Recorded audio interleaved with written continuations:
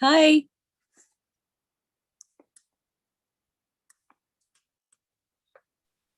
Hello, You're ma'am. muted. How are you? Oh, hi. Sorry, I was on another call. Sorry about that. How are you? No, good. Nice to see you. Fantastic. If you can just give me just one more minute to finish setting up in the world, then I can Sure. kind of explain to you how this is going to go. Give me just 1 minute. Sorry, ma'am. Absolutely. No worries.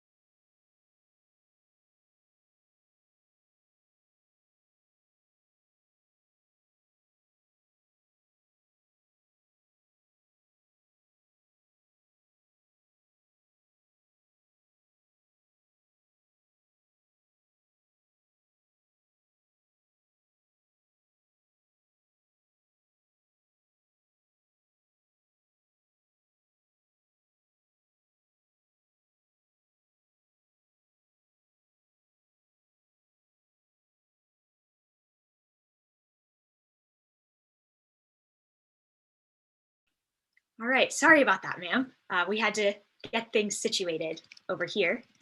Um, so basically, how this is going to run is you have 50 minutes of time that you can spend however you want. If you want, we can do a Q&A session. I'll be able to field questions from people that are in the world. Or I don't know if you're presenting slides or anything like that, but otherwise we can just kind of spend the time however you want.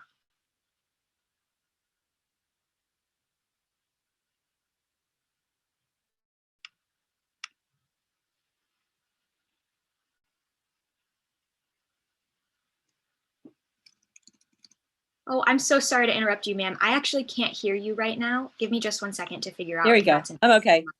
There I we go. got it. Okay, Okay. great. So I thought I would just say a few things about why I joined the Coast Guard and all of that. And then, what I've enjoyed over my career. And then I thought of questions I would ask, and you can ask them or whatever. I ask the things that I think about or I would want to know is, what is the training like?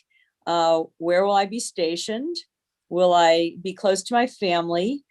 Do I need to do this for a career? If I became a lawyer, is that still like being in the military?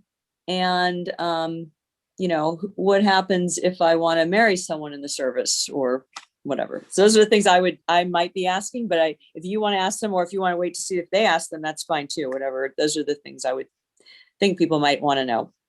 Perfect. Yeah, that sounds great. And just so you're aware, so we're talking in real time and there's no delay between the two of us, but what everyone else is hearing in the world is going to be 30 seconds behind us. So Okay. if you do want to ask questions and get responses from people in the world, there's going to be a little bit of a delay before they can answer.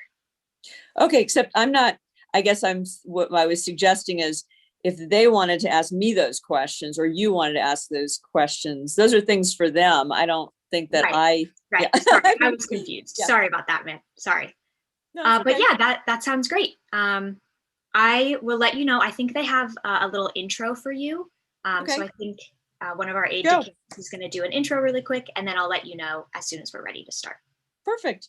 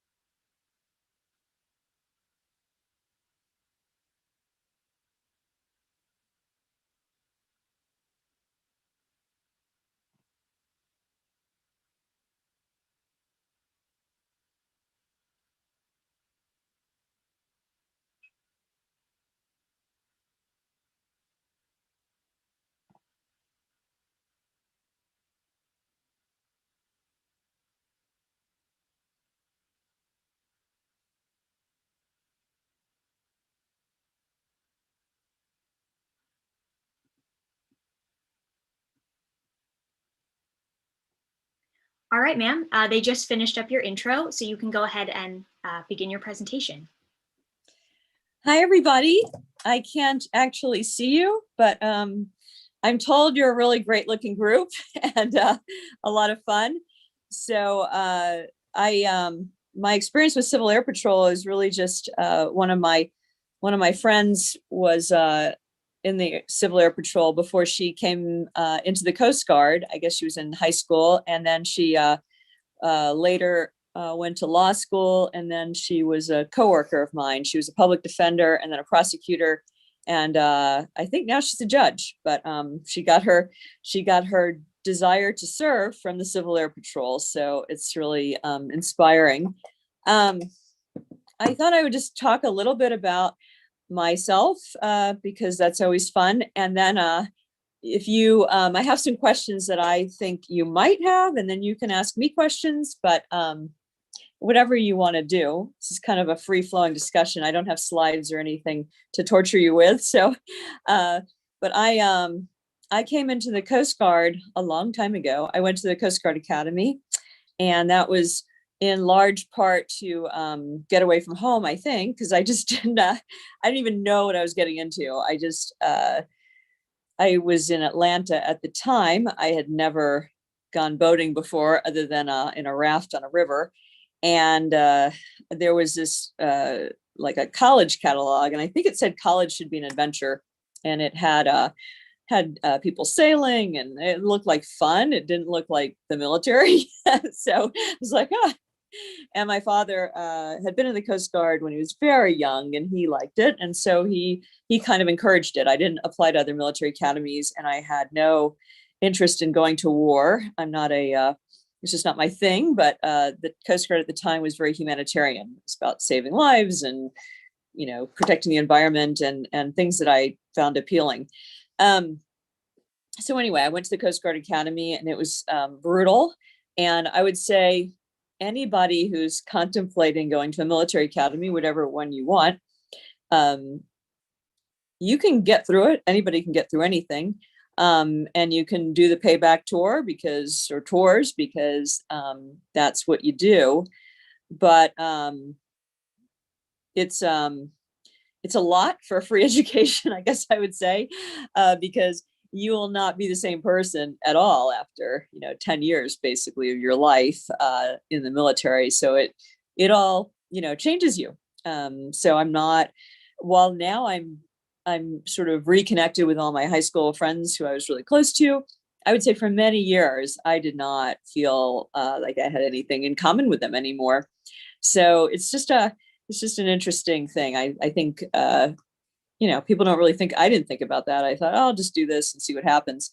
But it does change you.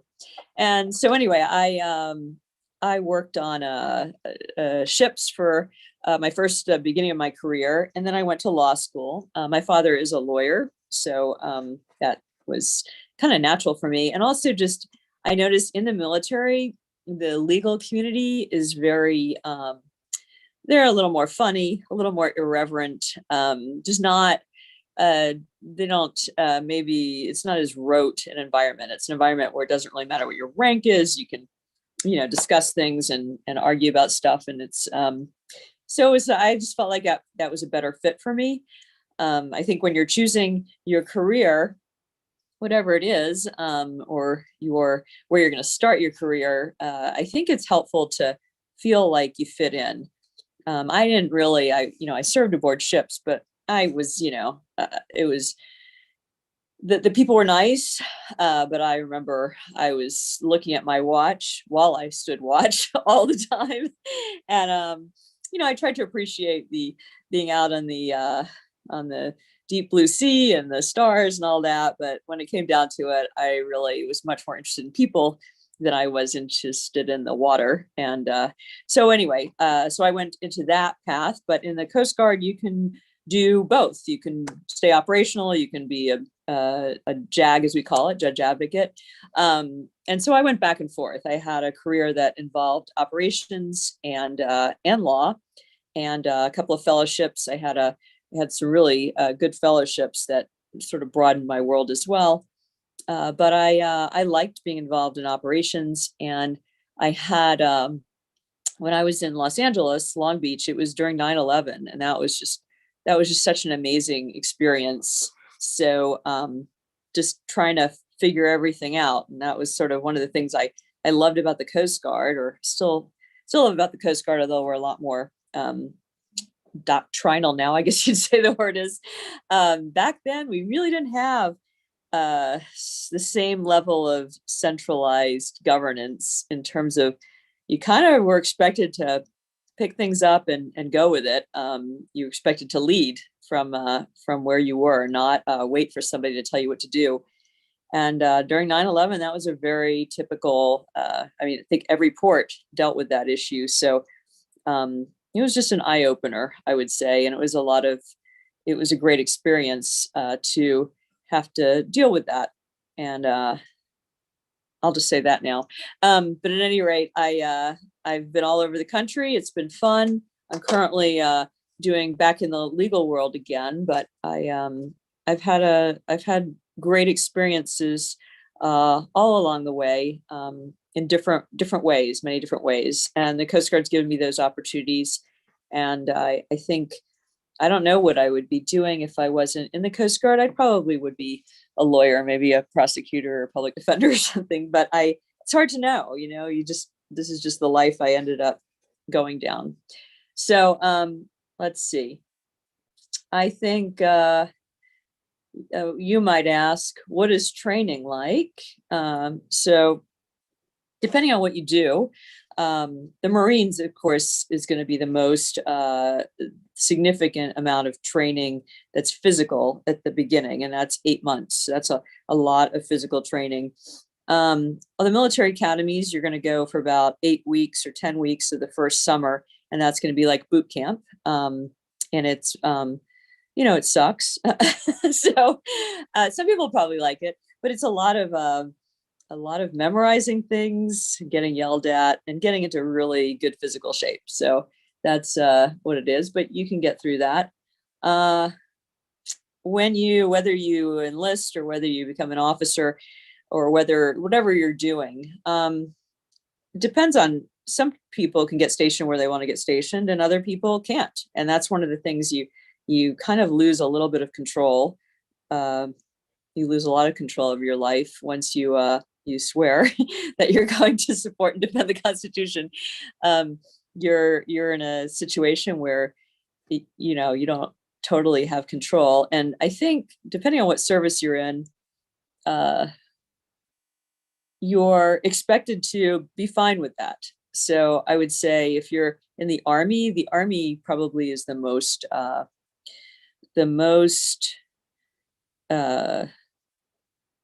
I guess they assign people without a lot of thought. I shouldn't say that. I mean, I think there's thought going into it, but they don't really care if you like it or not. So the Army is very tough on people, for good reason. They need people around the world, but there are people who get deployed for, it starts out a year and then it ends into a year and a half, or they get transferred at weird times. So their family's in one place and they're in another place. It's a very rough, they're very rough on their people. So you got to really want to do it. And they give a lot of bonuses, and that's why. So the Air Force, I think they're probably the most people conscious in terms of how they assign people. And there are a lot of there are a lot of married couples in the Air Force, and there are a lot of they take care of people in many ways. Of course, they have bases that are in great places, and then they have bases like in Minot, North Dakota, which maybe you want to go there, but I don't know. So they have kind of a weird thing, but they do treat people well. So if you don't mind living in far-flung places, that's Air Force is very it's more accommodating in many ways. What else? Let's see. The Marines, that's a whole different thing. If you want to be a Marine, you want to be a Marine, and I'm not going to go there. And the Navy, I realize the Navy has so much to offer. Obviously, they have the probably so much new technology and new opportunities and cyber and intelligence and so many things. But I would say the Navy for me, it's not very comfortable. There's a big separation between enlisted and officer. And I don't know. I've not felt super comfortable. And I don't think for women, I don't think it's a great, I think the Army and the Navy are not great places for women. Marines either. The Air Force is fine, but I just think it's interesting that even now, when I work with people in the Navy, I don't know. Some people are great and other people make me uncomfortable. Anyway, all right, let's see. Will I be close to my family? That was another question I thought I would ask myself.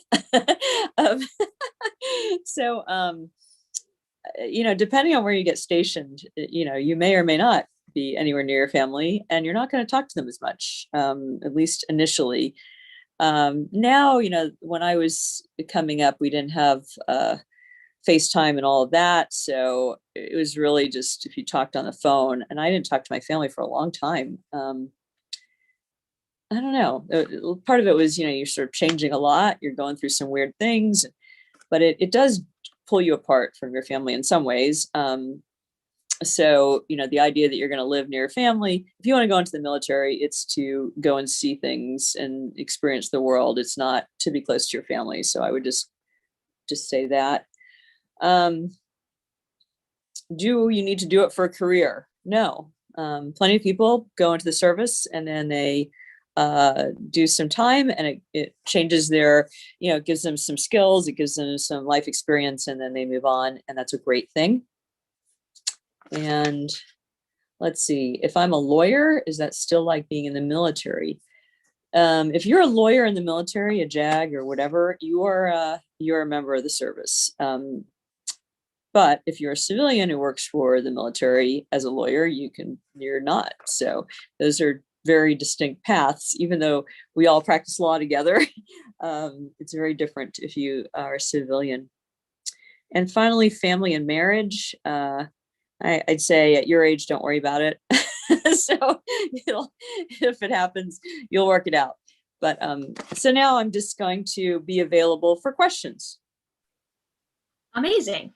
That was so great, ma'am. I already have one question from the chat that says, what is the work atmosphere or culture of the Coast Guard like?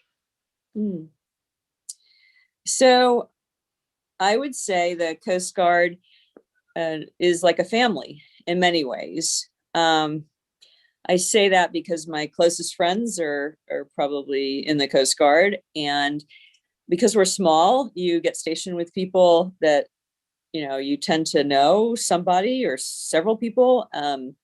So it has a very familial feeling, and people care very much about each other. As an example, after I remember during Hurricane Katrina, which I don't even know if you guys were born then, but anyways, it's a big hurricane, and there were families whose homes were devastated, and there were other families who were taking them in and making sure that their families were okay. Just in general, I think people are very much about people, and there aren't too many people who are only about the mission. So I think I like the Coast Guard's attitude. Perfect. Another question, you had mentioned a little bit earlier that in some of the branches you felt there was a bigger divide between officer and enlisted. Can you kind of explain a little bit more how the Coast Guard is different in that respect? Yes, so the Coast Guard is we have a lot of small units. Some of those small units are run by enlisted folks. Some of them are run by officers, but are primarily enlisted. Like our patrol boats, it's kind of a mix of enlisted and officer. And there's not a separate place where people eat or do anything. Everybody's together. And so I think there's just a little more sense that we're all in this together, and that we all have different skills and different things that we're bringing to the table. But it doesn't, I don't know. I don't feel that there's a huge divide. We don't, officers aren't supposed to date enlisted and all of that. Although I would say I know a handful of people who are married, so they clearly were dating at some point. But in terms of just the working environment, it's while we do have military protocol, I just don't feel like that there are officers who think they're better than enlisted, or the chiefs, there's like, we call it the chief's mess, but that's what I guess your E7s are. It's a special leadership grade where people really do a lot of mentoring. And I'd say in my experience, the chiefs were very helpful in my growth. So I have a lot of respect for chiefs. But yeah, I don't know. I don't feel the same divide. In the other services, you don't have as much where everybody is sort of working together. There's definitely a divide between enlisted and officer. Got it. So Coast Guard, everything's just a little bit more communal as a whole. Yes, that's Awesome. a good word. Yeah. Another question from the chat. Are JAG officers on board ships like the Polar Star? So, could be.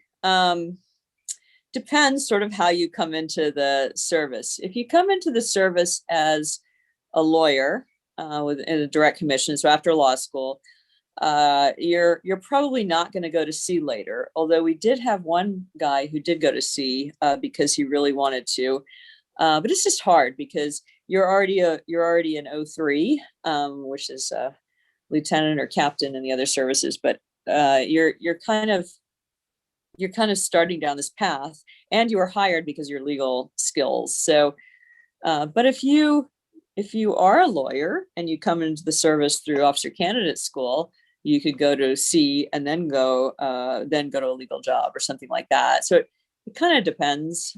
We have a mix of people. Most of our folks who do go back to sea were like me. Like I could have gone back to sea at some point. So if you go, if you start out at sea, and then the Coast Guard actually sent me to law school, so then I could practice law. And if I really wanted to go back to sea, I could. There are lawyers who go back to sea. It's just not for me, but you could do that. But it's much harder if you're just coming in straight off as a lawyer. Got it. Another question from the chat says, what classes should high school students take to prepare for a law career? I don't think it matters. But what I would say is things that would, I had a very engineering based college education, and I'm not an engineer, but that the military academies back then, it was all about being an engineer for whatever reason. I didn't really learn to write very well. I don't think. I mean, I could write, but I think when I went to law school, that's one of the things I realized was I was not really a good writer and researcher and all of that. And that's what lawyers have to do on top of, if you're someone who likes being in doing trial work, that's a little more theatrics. But if you're interested in a lot of the legal practice, it's research and writing and being able to express yourself simply, concisely, and making complex things easy to digest. So writing skills are really important. Great. So you would say it's not so much about what classes, but building up those skills of writing, communication, research, things like that. Yes. Awesome. Another question, favorite and least favorite aspect of being in the Coast Guard? My favorite is I like the people I work with, and I like to I like advocating. So whether it's to make something happen, make a change in what's going on in the government, and whatever it is. And I like advocating for individuals. So I enjoyed being a prosecutor, or whatever it is. I definitely take I love helping people who maybe don't have a voice. So I like that a lot. Uh, I don't like that it is so hard to change culture, and the military is just it is so solidly in 1950, and it's just really frustrating because you think, oh, it shouldn't be that hard. It is that hard, and even you see a lot of stuff about sexual assault in the military and harassment, and that's that way in society as well. But the kinds of things that we would need to change are cultural, and yet we don't do that. We change, how we do a prosecution or something, which is not really getting at the issue. But anyway, so I think culture is tough. Amazing. Speaking of, like, you mentioned the people that you work with are your favorite aspect. Someone was wondering, what are the day-to-day tasks of a JAG officer? Oh, that's a good question. So I have a great day to day because I'm the head of the shack. So I go to a lot of the meetings with our commandant and our senior leaders and talk about issues. But for our JAG officers, and I have to tell you, I had the best time as a junior officer. I got to do some courts martial as a prosecutor, which was really fun. I don't know why it's so fun. I think it's like you're sort of uh, you're telling a story and you're helping. Like, I always felt like I was helping the victims, but whatever it was, you're sort of telling a story to a group of people and trying to right a wrong or whatever it is. I liked that work, but I didn't get to do that much of it. In the Coast Guard, where I was stationed, we did a lot internationally. So for instance, if one of our cutters was Coast Guard ships was out to sea in the Caribbean and came upon what appeared to be a drug smuggling vessel, then a lot of authorities issues would come up, like what is the nation of who's claiming this vessel is this a Colombian vessel? What are the people claiming to be? Do we have an agreement with this country? Where are we in the ocean? Are we in Colombian waters? Are we in U.S. waters? Are we in open ocean, high seas? So all of those things. So basically, we would get calls, and we would make sure we sorted out what was going on before they did anything, and also use of force, things like that.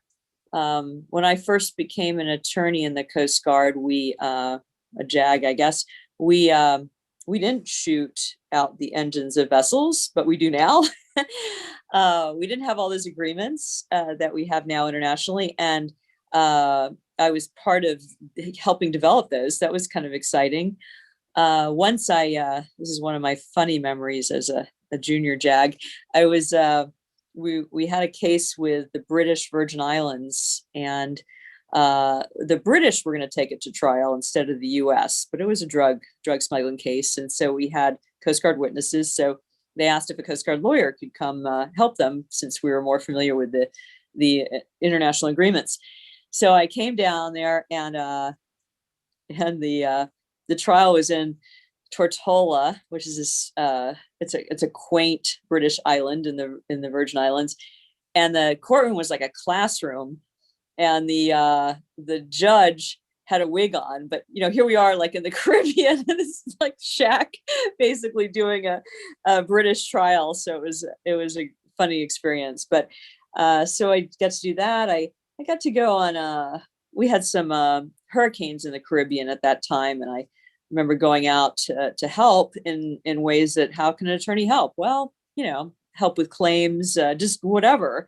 I think that's sort of why I've always liked the Coast Guard. We just kind of go and see how we can help and do and whatever. So I did that. The attorneys that I work with at headquarters primarily are working on, they tend to be in some specialty area. So either maybe they're military justice people, or they're working on shipping regulations or oil pollution, or so they tend to focus on a particular area.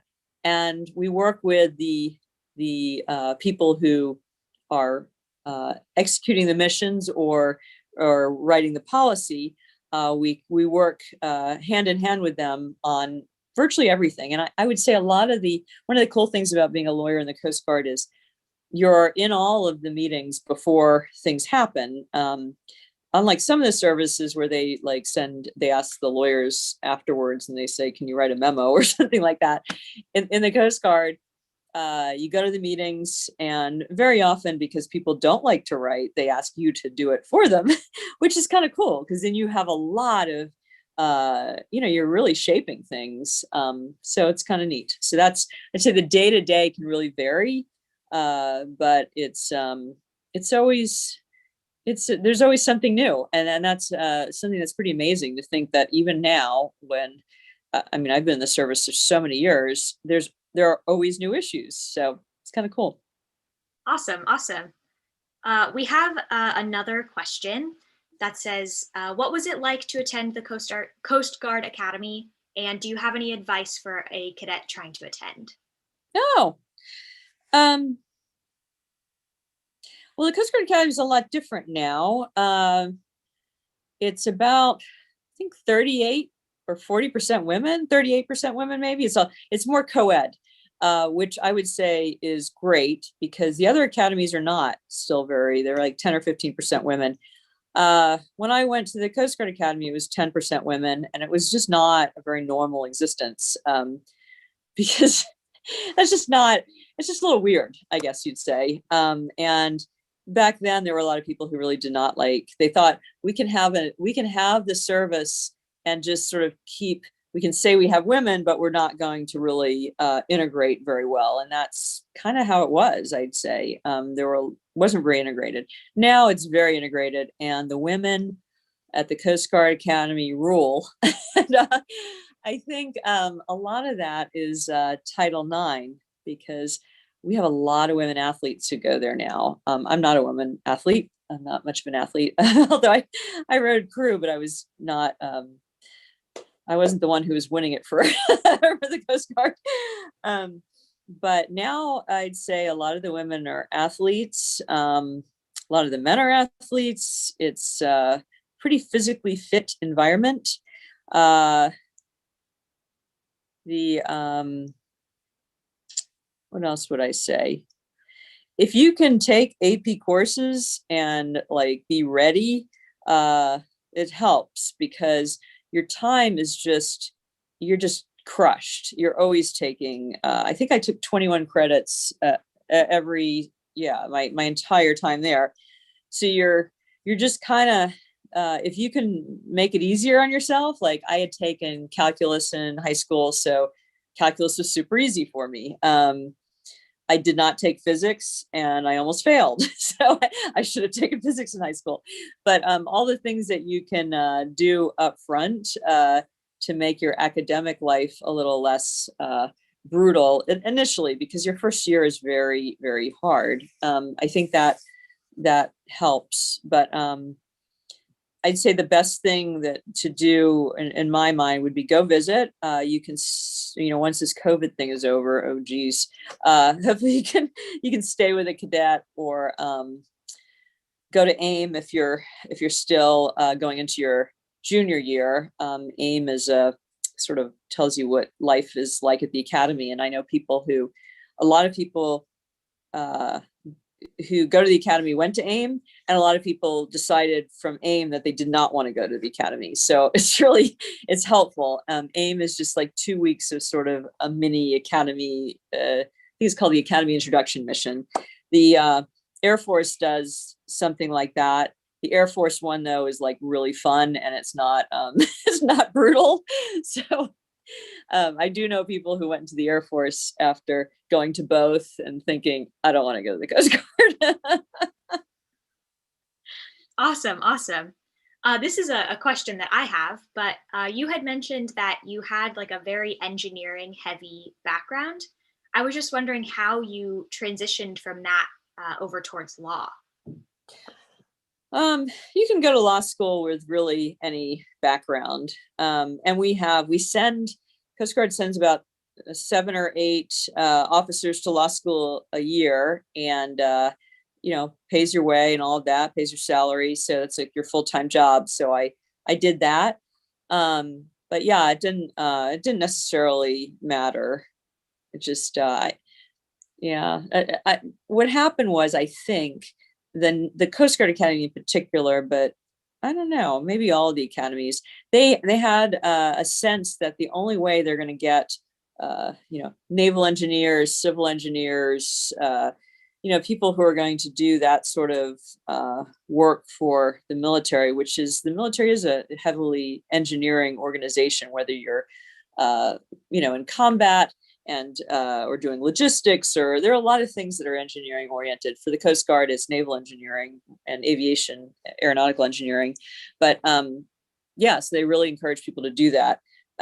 What's happened over the years, though, is I think it's just a lot of people did not want to do that, and so they would say they're going to be an engineering major, and then they ended up doing something else. So they knew that, like, to get into a military academy, if you say, oh, I'm going to be an engineer, you were more likely to get in.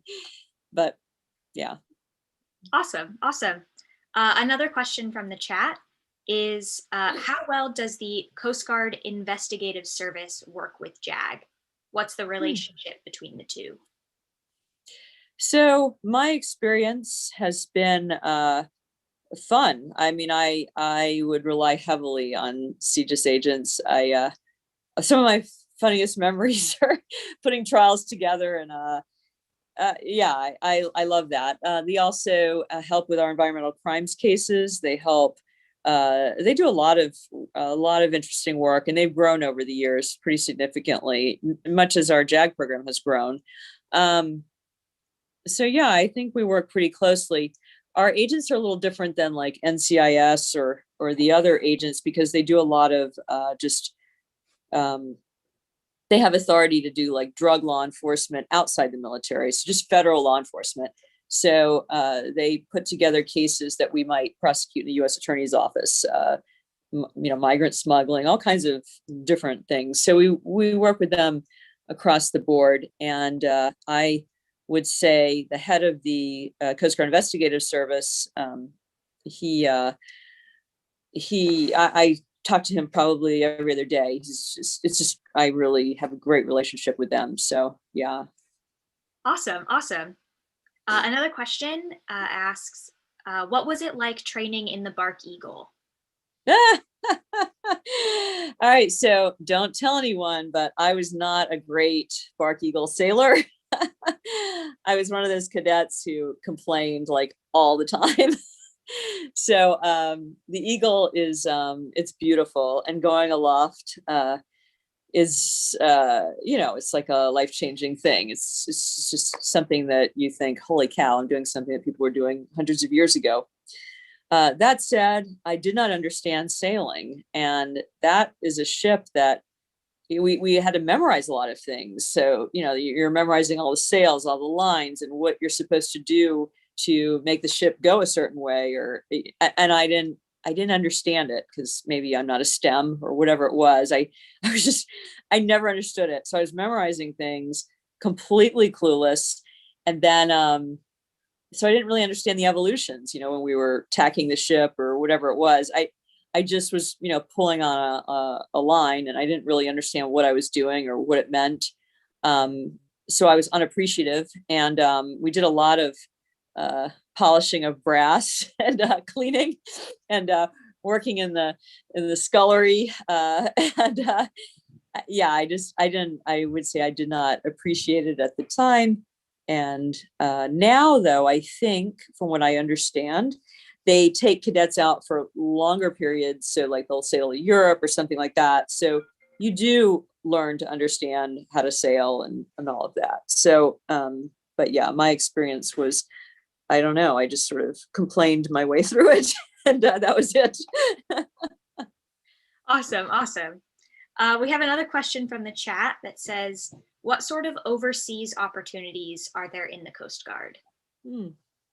So we're not primarily an overseas organization, except if you consider Alaska overseas, which many people do.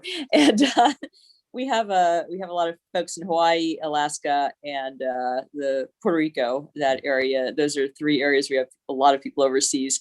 However, in Europe and in I guess in Singapore and Japan, there we have folks who are marine inspectors, which if you're not that familiar with the Coast Guard is also a maritime administration, which is a little different than in other countries. But what that means is we're responsible for the safety and security of shipping.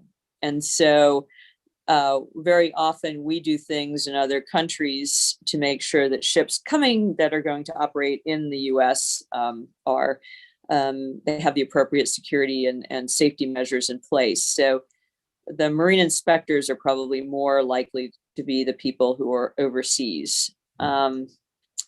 So they're inspecting merchant ships. I had a lot of overseas travel by fluke, I guess, because I like international law. So I've traveled in Africa. I've traveled a lot in Central America, doing training, working with in other countries, law enforcement folks or whatever it is, because a lot of countries, of course, would like to improve their law enforcement or their prosecution practices or whatever it is. So I've been fortunate to do that, and also the Coast Guard leads at the International Maritime Organization, which is in London, and so we have some travel to London and in doing that. And I went to I've had a couple of great experiences that I think, holy cow, I can't believe I did this. I was on the team for maritime dialogues in Vietnam and in China. And so those were just unbelievable trips. So there you have some opportunities in very niche areas, but it's not the Army, it's not the Air Force, where you could be stationed overseas. Your chances of being stationed overseas are pretty small. Awesome. You mentioned a little bit earlier, like environmental issues and things like that. And I was just wondering how much of a focus there is on like environmental law and environmental protection. So I felt like, things kind of swing like a pendulum. After, during Deepwater Horizon, oh my gosh. And also after many years ago, Exxon Valdez, there was an oil spill that produced a huge amount of legislation. So then during this last administration, it wasn't sort of a big focus, but now I think it is going to be a big focus again. We do have, so I'm thinking of one of my coworkers who's a great lawyer. He actually, two of my coworkers got, and one of them's a 3-star admiral now. They got advanced, masters in law in environmental law. So in other words, they were already lawyers. They went back to school to perfect their expertise in environmental law, because it always is, even if it's not a big emphasis of the government, the Coast Guard has responsibilities to protect, marine sanctuaries, all kinds of things. So, and we also have international obligations from treaties for maritime pollution and things like that. So there's always environmental law needs. I just remember, after Deepwater Horizon, we had so many people working environmental issues. We had an admiral who was working in the White House on environmental issues, and it was just a different world. And now, I don't know, we'll see. Things kind of change from time to time, but the Coast Guard always has an environmental mission. So it's good if you like that. Awesome. We have another question from chat that says, what other branches or organizations do you engage with on a regular basis? DOD a lot. So all the branches in the Department of Defense, except space. I don't know anyone from the Space Force yet, but I got to tell you, a lot of people make fun of the Coast Guard being like the Space Force, but I don't even know what they are. So, but yeah, I deal with Department of Defense a lot. Deal with the State Department, Justice, And my boss is Homeland Security, so obviously we're dealing with them a lot. When I was more junior and out in the field, I dealt with more local, like the local customs people or the local, whatever, border patrol. Because we do a lot, if we're bringing people in, then we're using other agencies to do that. So when I was in California, oh my gosh, it was so much fun before 9/11, because of course Baywatch is out there and all of these other like local folks. So we had a lot more of that. But the Coast Guard is very, most of what we do is local. So instead of like preparing to go to war, most of what we're doing is working where we work. So you tend to work a lot with other agencies and other locals and also industry. So like the cruise lines, when I was in Alaska, I did a lot with the cruise lines because that's a key business line in that vector. Awesome. So we're just about out of time. I'm going to see if there's maybe just one more question, unless you have any like closing statements.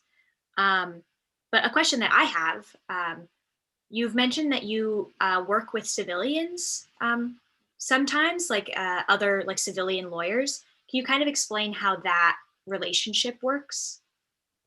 So all of the Department of Defense and Department of Homeland Security have a lot of civilian employees and lawyers. There tend to be specialists in their field. So like our head of environmental law, she's civilian now. I think she's a retired Air Force colonel who is a JAG who specialized in environmental law in the Air Force.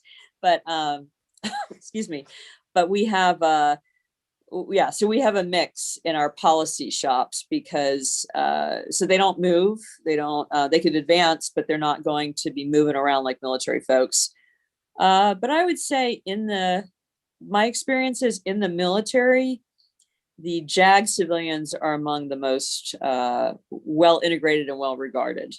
I think, some of the other areas, I don't think like the personnel people tend to be as integrated and things like that. I don't know, but that's just my perspective from what I've seen. Awesome. Okay, one last question just to wrap Sure. us up. Someone from the chat asks, is it true that you're bound to be stationed in Alaska at some point while in the Coast Guard? It feels that way. It was funny. My boss was joking the other day because there are every congressional delegation wants you to station things in their neck of the woods, and so he was joking that, well, if we put more ships up in Alaska in like Barrow, who's going to want to go there? He's like, would a young Ensign Burt want to be stationed up in Barrow? And I was like, yeah, I don't know. So I was stationed in Alaska, but I went there willingly. I went there actually because I wanted command, and I had been away from operations for a long time, and somebody got fired. So he was not a very nice boss, and they basically said, you're gone. And they were looking for somebody, and I thought, you know what, I'll never go to Alaska when I leave the Coast Guard, because I just don't think that's going to be my entire future, but it'd be cool to go there for a few years. And so that's why I went, and it was a great experience. But yeah, there are people who love to go to Alaska, so if you really don't want to go there, you should be okay. But yeah, that's some people just love it though. If you like fishing and being cold and miserable, it's it's perfect. Perfect, ma'am. That is our time. We can go a little bit long. Right now we have our lunch block. So if you have any like closing statements or anything like that, you can go ahead. But otherwise, thank you so much for coming to speak with us. The chat is like blowing up right now saying, thank you, ma'am. Thank you, ma'am. Oh, great. Everyone's so excited that they were able to come hear you speak. So if you have any closing statements, you can go right ahead. No, absolutely. It was fun. I wish I could have talked with you guys more face to face, but you're always welcome to reach out. I think you have my contact info, and I'm on LinkedIn and whatever. So good luck to you all. And if you have questions, don't hesitate to ask. Take care. Thank you so Enjoy the much. rest